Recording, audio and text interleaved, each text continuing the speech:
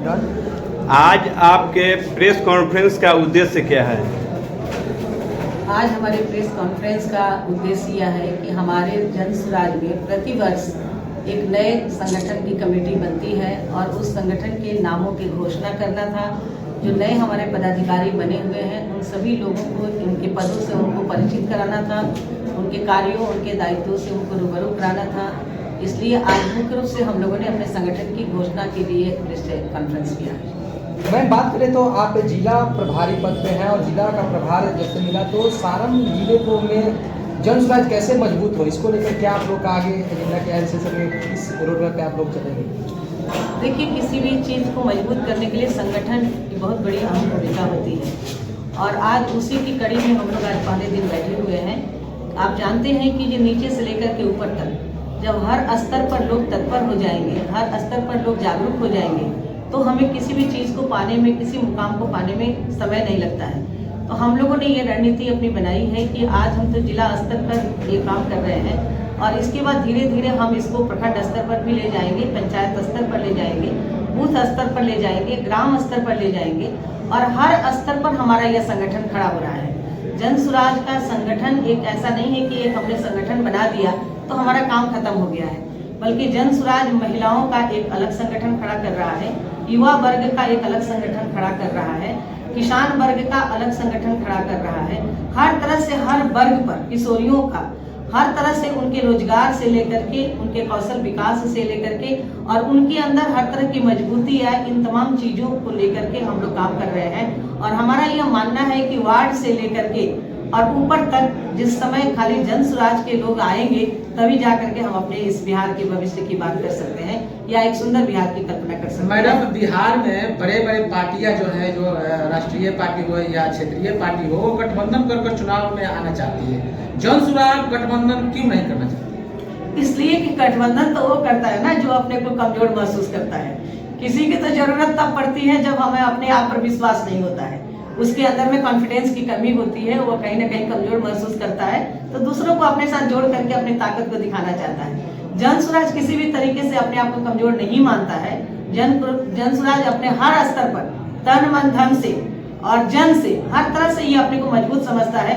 इसीलिए जन सुराज ने ये सोचा है कि हम एक फ्रेश है, जिसको कहते हैं कि मैंने नया समाज की बात करते हैं, नया बिहार बनाने की बात करते हैं। तो जब हम जोड़ गांठ करेंगे तो फिर तो वह जोड़ ही गांठ हो जाएगा ना। इसलिए जन सुराज अपनी पूरी ताकत के साथ, उससे अपना कॉन्फिडेंस है कि मैं बिहार को अपना एक सरकार दे सकता हूँ, बिहार में अपना राज्य बना सकता हूँ। बिहार की बात करें सर, मैं तो एक बात कहा जाता है कि माइनॉरिटी वोटर जो होते हैं, कभी अलग अलग पार्टियां दावा करती है, कभी राजद दावा करते हैं कि माइनॉरिटी वोटर हमारे हैं, जदयू दावा करते हैं कि माइनॉरिटी वोटर हमारे हैं। लेकिन जन सुराज क्या मानती है? इसके पहले उपचुनाव में भी एक तरीके से टेलर चल गया है, लेकिन माइनॉरिटी वोटर क्या जन सुराज की तरफ मूव कर रही है?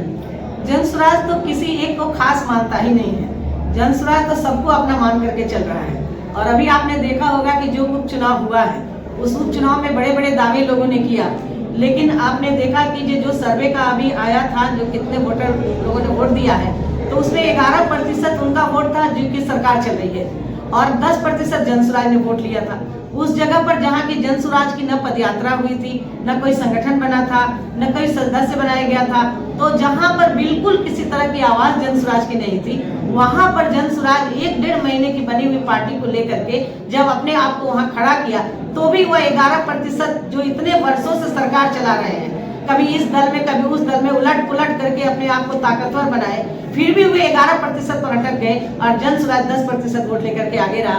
तो आप कैसे कह सकते हैं कि जन सुराज किसी एक को लेकर के चलता है? जन सुराज के साथ सभी जाति के लोग हैं, सभी धर्म के लोग हैं और सभी वर्ग के लोग हैं। सारण की बात करें तो सारण में देखा जाए 10 सीट है और 10 सीट में क्या आप लोग का अनुमान है हर सीट पे जन सुराज ताबड़तोड़ मतलब कि जनसंपर्क कर रही है, या अचानक देखा जाए तो हर क्षेत्र में जाके जनता से मिल रहे हैं? आप लोग का इस बार क्या रोड मैप है कि जिस रोड मैप के माध्यम से आप लोग 10 पे अपना जो ध्वज फहराएंगे सारण में विशेष करके?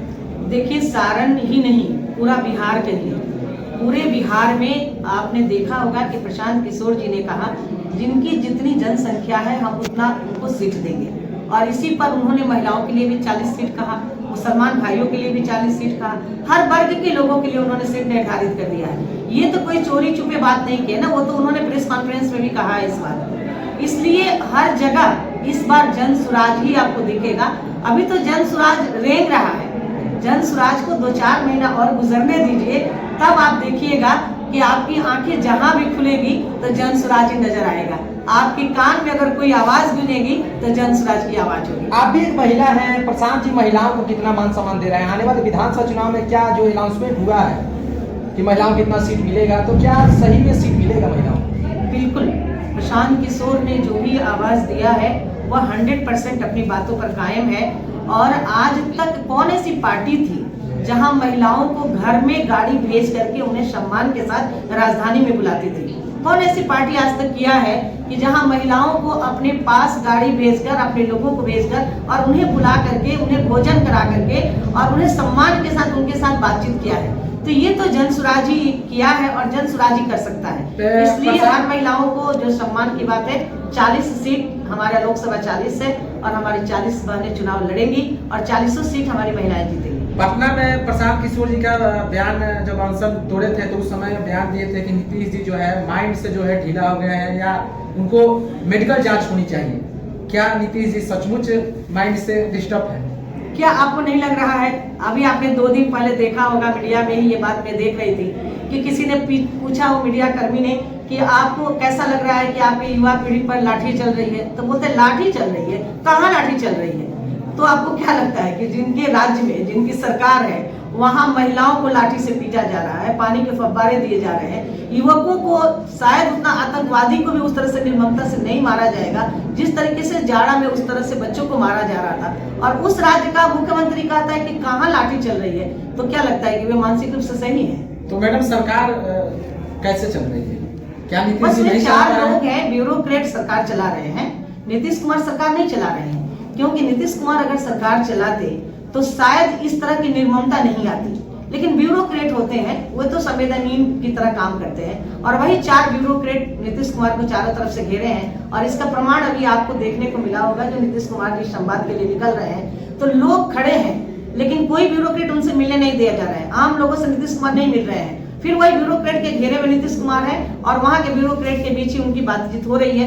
तो क्या लगता है कि इससे ये सारे प्रमाण कम है क्या? क्योंकि आरजेडी बार-बार कहता है कि भाजपा की बी टीम है जन सुराज, तो क्यों नहीं अपना बी टीम बना ले रहा है आरजेडी?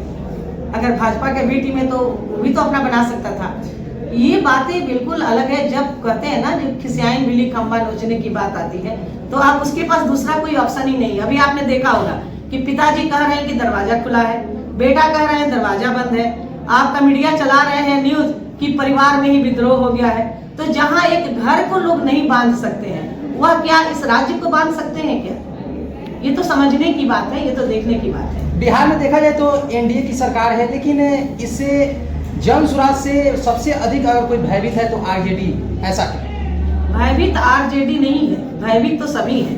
आज तक आप लोग बताइए कि कौन पार्टी की सदस्यता के लिए लोग गांव तक जा रहे थे? आप यह बताइए कि कौन पार्टी के लोग हैं जो गांव-गांव घर-घर घूमते थे? सबको लग रहा था कि बस ये तो हमारा आधिपत्य राज है।